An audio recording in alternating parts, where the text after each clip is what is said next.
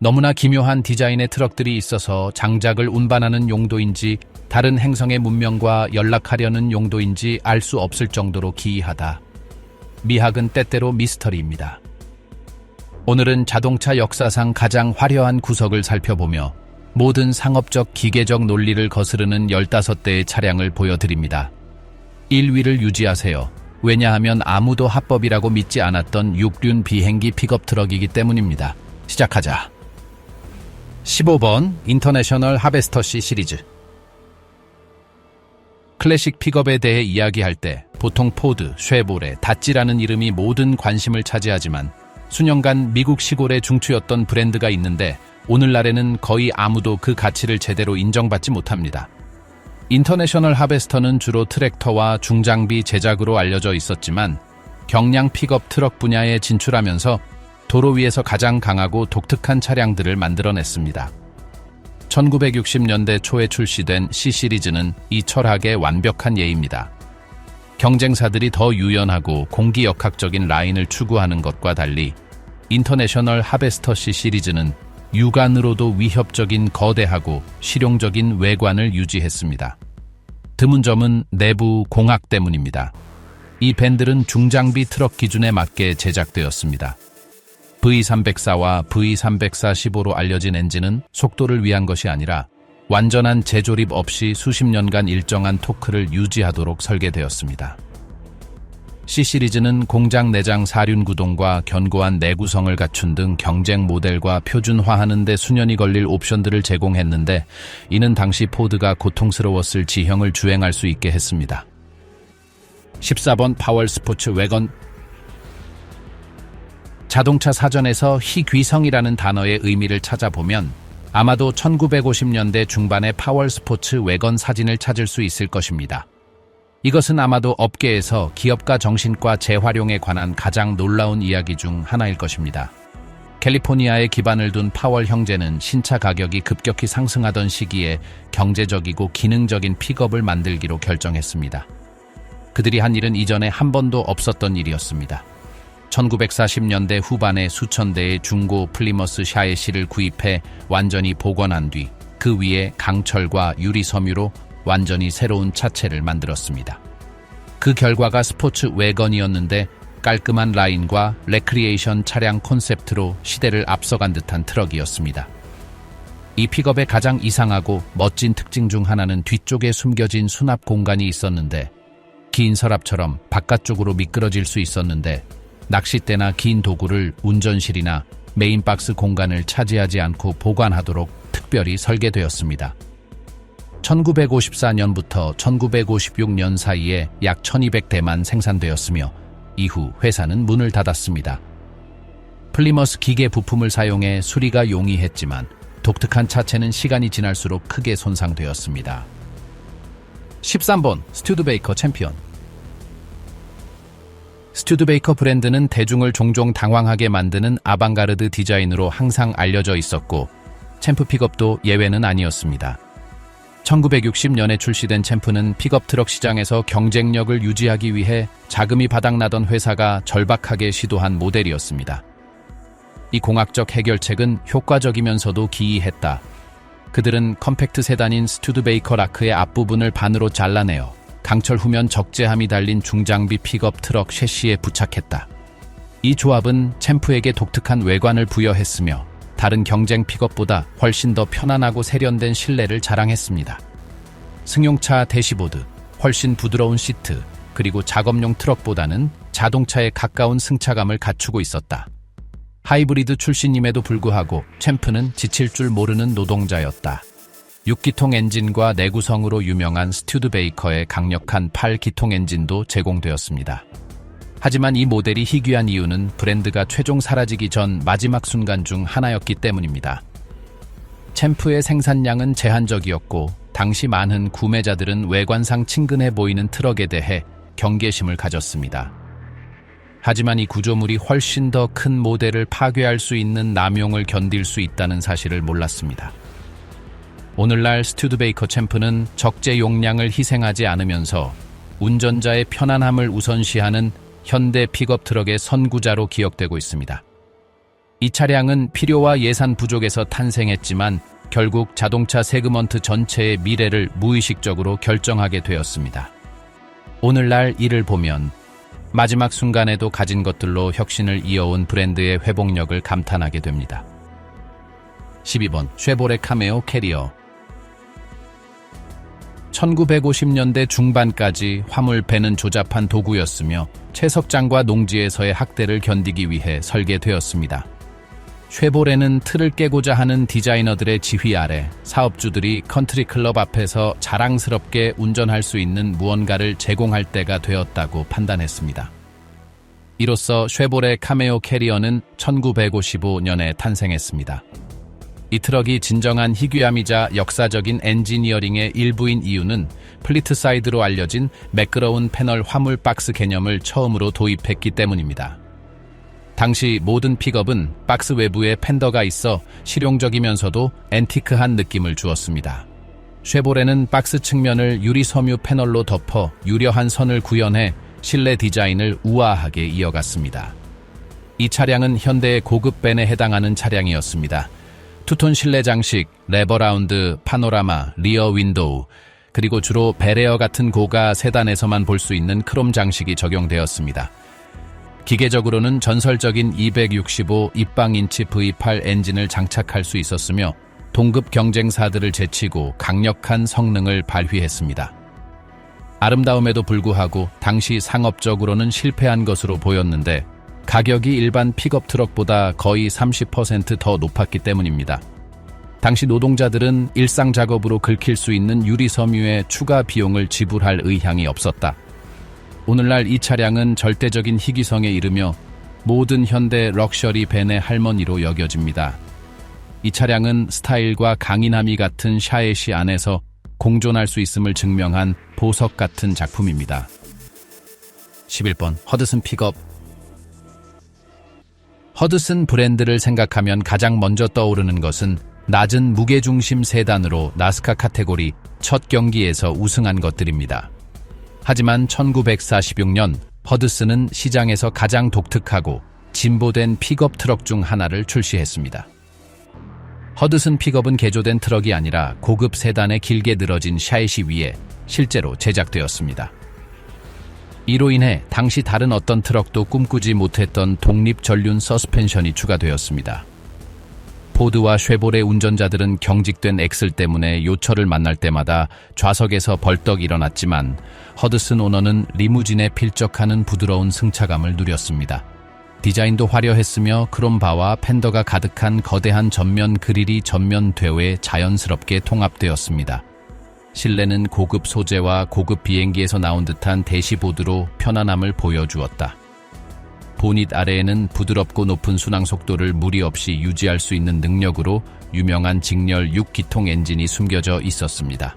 허드슨 픽업이 희귀한 이유는 회사가 승용차 생산을 우선시하기로 결정하여 매년 매우 적은 수의 화물 차량을 생산했기 때문입니다. 10번 포드 스카이라이너 픽업 트럭. 픽업의 역사에는 대량 생산에 실패했거나 특정 시장을 위해 거의 실험적인 구성으로 만들어진 모델들이 많습니다. 포드 세계에서 가장 흥미로운 사례 중 하나는 접이식 하드탑과 화물 적재함 기술을 혼합한 변형 모델의 존재입니다. 1950년대 후반 포드는 날씨와 운전자의 스타일에 맞게 변신할 수 있는 픽업 트럭 아이디어를 실험하고 있었습니다. 스카이라이너라는 이름은 트렁크에 숨겨진 금속 지붕을 가진 세단으로 유명하지만 특히 유트 스타일로 호주 등 시장에 출시된 프로토타입과 제한된 수출 개조가 있었고 이는 작동하는 포드가 어떤 모습이어야 하는지에 대한 인식에 도전을 주었습니다. 이 차량들은 페어레인 시리즈의 고급 모델에서 가져온 부품을 사용해 훨씬 낮고 스타일리시한 객실을 가진 점이 특징입니다. 이들이 감식가들에게 탐구되는 이유는 그 복잡한 제작 방식 때문입니다. 그들은 단순히 지붕이 벗겨진 픽업 트럭이 아니었다. 중앙 기둥의 지지 없이도 강성을 유지하기 위해 샤에시 내 구조적 보강이 필요했습니다. 또한 이들 희귀 차량 중 다수는 기본 작업 시리즈에 제공되지 않았던 고성능 인터셉터 엔진을 장착했습니다. 1957년형 포드의 우아함과 날카로운 리어윙과 삼색 도장을 갖춘 픽업 트럭을 상상하면서도 뒤에 공구를 실을 수 있는 모습을 상상하는 것은 모든 복고풍 미래주의 디자인 애호가들의 꿈입니다. 9위 윌리스 FC 150점. 만약 구조의 모든 부분을 가장 잘 활용한 트럭의 상이 있다면 그 상은 1956년 중 1500피트 중 150%의 윌리스 FC에게 주어질 것입니다. FC라는 약어는 포워드 컨트롤의 약자로 운전자가 앞 차축 위에 직접 앉아있고 엔진은 좌석 사이 또는 운전실 바로 아래에 위치함을 의미합니다.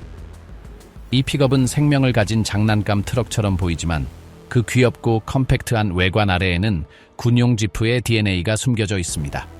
운전실을 맨 앞쪽에 배치함으로써 윌리스는 휠베이스가 소형차보다 짧은 차량에 풀사이즈 화물 박스를 설치할 수 있었습니다. 이로 인해 일반 픽업 트럭이 회전할 수 없는 울창한 숲이나 작은 농장에서 놀라운 기동성을 갖게 되었습니다.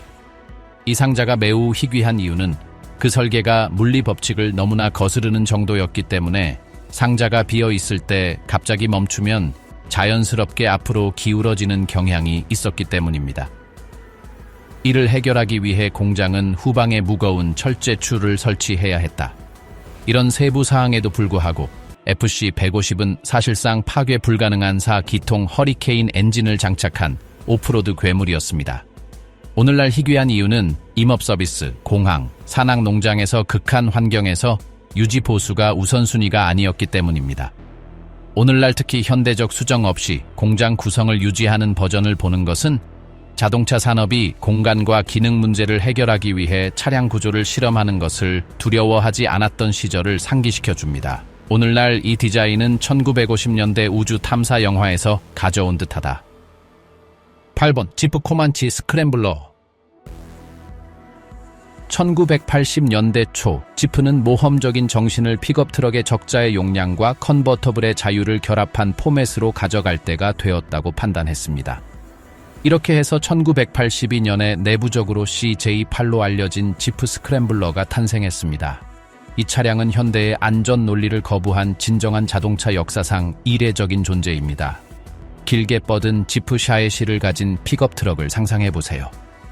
실내에 완전한 금속문이 없고 방수포나 반높이 문이 있고 사막을 지나갈 때 바람을 느끼기 위해 완전히 벗을 수 있는 지붕이 있는 경우도 있습니다. 매우 희귀한 점은 충전 방식입니다. 작지만 실용적인 케이스가 있었고 종종 롤바와 80년대 미학을 연상시키는 사이드 그래픽으로 장식되어 있었다. 보닛 아래에는 저회전 토크로 유명한 파괴 불가능한 4.2리터 직렬 6기통 엔진이 장착되었다.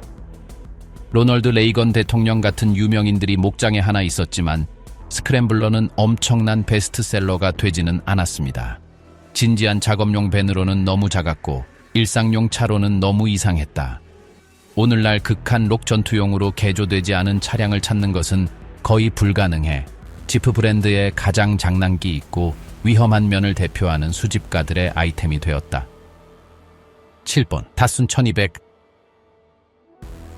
미국에서 트럭이 크기와 소비량이 증가하는 동안 일본에서는 장난감처럼 보이지만 결국 지구상의 가장 외진 지역까지 정복할 제안이 나왔다.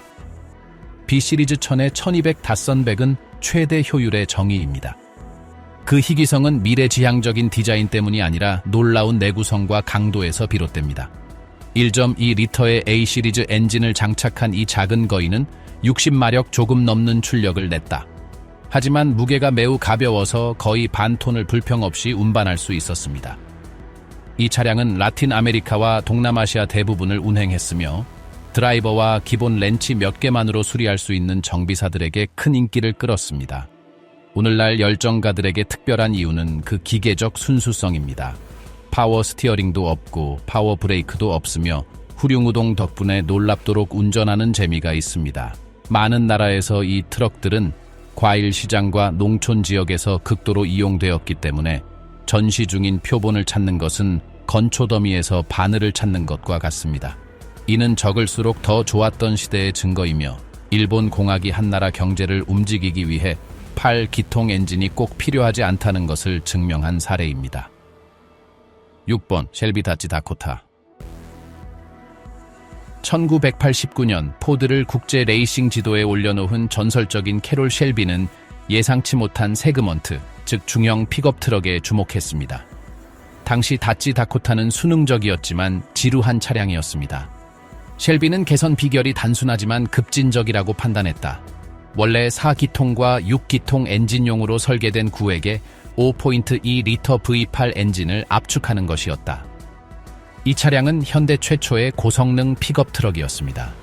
거대한 블록을 맞추기 위해 셸비는 기계식 엔진팬을 2개의 전기팬으로 교체해야 했는데 이는 당시로서는 혁신적인 해결책이었습니다. 단 1,500대만 생산되어 역사상 가장 한정된 픽업 중 하나입니다. 그것은 단순한 권력 문제가 아니었다.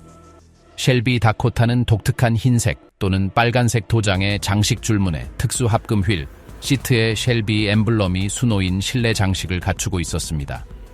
오늘날 기준으로 보면 175마력은 작게 느껴지지만 1989년에는 신호등에서 많은 스포츠카를 굴욕적으로 만들 만한 진짜 총알이었다. 이 실험은 이후 모든 SUV들의 길을 열었으며 셸비 성씨가 어떤 작업 도구도 아드레날린 기계로 만들 수 있음을 증명했습니다. OEGMC 사이클론. 기존 질서를 깨뜨린 차량에 대해 이야기한다면 1991년형 GMC 사이클론이 모든 연계를 차지합니다. 픽업 트럭이 느리고 시끄러운 세상에서 제너럴 모터스는 괴물을 만들기로 결정했다. 컴팩트한 검은색 픽업 외관 아래에는 3리터사 점짜리 V6 엔진과 미쓰비시 터보차저, 그리고 액체 공기 냉각 시스템이 탑재되어 있었습니다. 그 결과 280마력의 출력과 아스팔트에 완벽하게 전달되는 영구 사륜구동 시스템이 탄생했다. 사이클론은 당시 특수잡지 테스트에서 페라리의 348마일을 가속 경주에서 이길 정도로 빨랐다. 이 트럭은 4바퀴 모두에 ABS 잠김 방지 브레이크를 처음으로 장착한 트럭으로 해당 부문에서는 전례 없는 일이었습니다. 이 기차의 희귀성은 전설적이며 약 3,000대만 생산되었고 도로 위에서만 사용되었기 때문입니다. 사실 운전실에는 서스펜션이 속도와 코너링 그립에만 맞춰 조정되어 있어 비포장 노면이나 무거운 물건 운반에는 사용하지 말라고 경고되어 있었습니다. 사이클론은 업무용 픽업 트럭이 아니라 스포츠카 소유자들을 공포에 떨게 하기 위해 설계된 정밀 무기였다. 오늘날 이 엔진은 90년대 트럭의 성배로 여겨지며 이토록 순수하게 재현된 적이 없는 훌륭한 공학적 실수입니다. 4번 스바루 브라트. 1970년대 후반 미국 시장은 수입 경트럭에 대해 25%의 무거운 관세를 부과했는데 이는 흔히 닥세로 알려져 있습니다. 비용 초과를 피하기 위해 스바루는 위험하면서도 기발한 해결책을 고안했다. 1978년형 스바루 브렛은 기본적으로 세단을 벤으로 개조한 것이었지만 한 가지 독특한 점이 있었다. 화물칸의 후방을 향한 플라스틱 좌석 2개가 장착되었다. 이 좌석들을 추가함으로써 차량은 법적으로 화물차가 아니라 승용차가 되어 비싼 세금을 피할 수 있었습니다.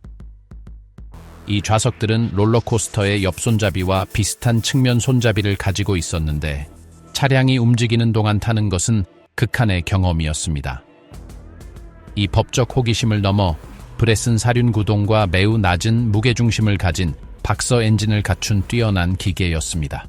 오늘날 안전 기준 때문에 비슷한 제품을 제조하는 것은 불가능하지만 브렛은 정부 규제 앞에서 창의적인 반항의 상징으로 남아있다. 3번 람보르기니 LM200이. 우루스가 등장하기 훨씬 전부터 람보르기니는 세상의 종말을 위해 설계된 것처럼 보이는 차량을 만들었다. 이 프로젝트는 군사 프로토타입으로 시작되었으나 결국 람보라는 별명을 가진 LM002가 되었다. 아무도 모르는 사실은 아랍 군장과 고위 군사 지휘관들이 모래 언덕을 엄청난 속도로 건너야 할 때를 위해 특별히 설계된 픽업 구성이 있었다는 것이다. 거대한 전면 보닛 아래에는 전설적인 람보르기니 카운타치와 동일한 V12 엔진이 장착되어 있어 거의 3톤에 달하는 무게를 거친 힘으로 움직일 수 있었다. 이 괴물을 먹이기 위해 연료 탱크는 거의 300리터에 달하는 용량을 가졌습니다. 이 차량은 피렐리가 독점적으로 설계한 넓은 타이어를 장착한 엑서스 차량으로 사막 모래 위를 떠다닐 수 있도록 설계되었다. 이들의 희귀성은 절대적이며 작은 화물칸이 열린 이 밴드를 보는 것은 이탈리아 브랜드 역사상 가장 이상하고 매혹적인 순간 중 하나를 목격하는 것과 같습니다. 2번 메르세데스 벤츠 베인티도스 대세. 메르세데스 벤츠 22DSE, 즉 남부콘에서 아르헨티나 픽업으로 알려진 차량의 역사는 적응과 필요성의 한 예입니다. 1970년대에는 아르헨티나의 수입 제한으로 현지 메르세데스 공장이 창의적으로 대응해야 했다. 튼튼한 더블 세단 115년형의 샤에시를 기반으로 하며 공식적으로 세계 어디에도 존재하지 않았던 럭셔리 트럭을 제작했습니다. 이 픽업들은 메르세데스 벤츠의 대시보드 주행감과 우아함을 유지하면서도 나무 또는 금속 화물 상자가 차체와 조화롭게 통합되었습니다. 이들은 대대적인 수리 없이 100만 킬로미터를 넘긴 것으로 유명한 브랜드의 전설적인 디젤 엔진을 장착했습니다. 이 차량들은 목장주와 사업가들이 삼각별의 지위를 포기하지 않으면서도 트럭의 실용성을 원했던 차량들이었습니다. 오늘날 유럽에서는 수집가들이 남미에서 수입해 메르세데스 엠블럼을 단 가장 희귀한 변형 중 하나로 전시하는 매우 귀중한 아이템입니다. 1번 도지 리얼 레드 익스프레스. 1978년 허점을 통해 다찌는 미국에서 가장 빠른 양산차를 만들 수 있었으며 당시 콜벳보다도 능가했다. 다찌 리얼 레드 익스프레스는 전통적인 트럭이 아니었다. 이 트럭은 독특한 미학을 가진 고성능 트럭이었다. 가장 눈에 띄는 특징은 대형 18륜 트럭과 마찬가지로 운전실 바로 뒤로 나오는 거대한 크롬 수직 배기관이었습니다. 화물 상자는 진짜 참나무 나무와 선명한 붉은 페인트 위에 금색 장식으로 마감되어 있었다. 당시 배출가스 기준 때문에 촉마의 변환기가 필요 없었던 덕분에 5.9리터 V8 엔진은 자유롭게 숨을 쉬며 모두를 말문이 막히게 하는 가속력을 선사했다. 그것은 제한의 시대에 자유와 권력을 선언한 것이었다. 오늘날 오리지널 리틀 레드 익스프레스는 미국 자동차 디자인에서 예술 작품으로 여겨지며 수집가 픽업 시대의 정점을 대표합니다. 이 기계들을 되돌아보면 희귀성이 단순한 설계의 우연이 아니라 인간의 야망을 증명하는 것임이 분명합니다. 이 밴들은 단순히 물건을 운송하는 것뿐만 아니라 당시의 관습을 거스르는 사상들도 담고 있었습니다. 기발한 법적 해결책부터 슈퍼카를 능가하는 기계적 과잉까지 이 모든 부품은 금속을 넘어서는 역사적 가치를 지니고 있습니다. 한때 이상하거나 비실용적으로 여겨졌던 것들이 오늘날 국제 경매에서 거액을 지불할 의지가 있는 수집가들에게 가치를 인정받고 있습니다. 이 기계들을 소유한다는 것은 단순히 운송수단을 갖는 것이 아니라 공학에서 반복할 수 없는 순간의 수호자가 되는 것입니다. 결국 희귀성의 가치는 자동차 세계에서 가장 이상한 도로들이 종종 가장 기억에 남는 목적지로 이끄는 길임을 상기시켜주는 데 있습니다.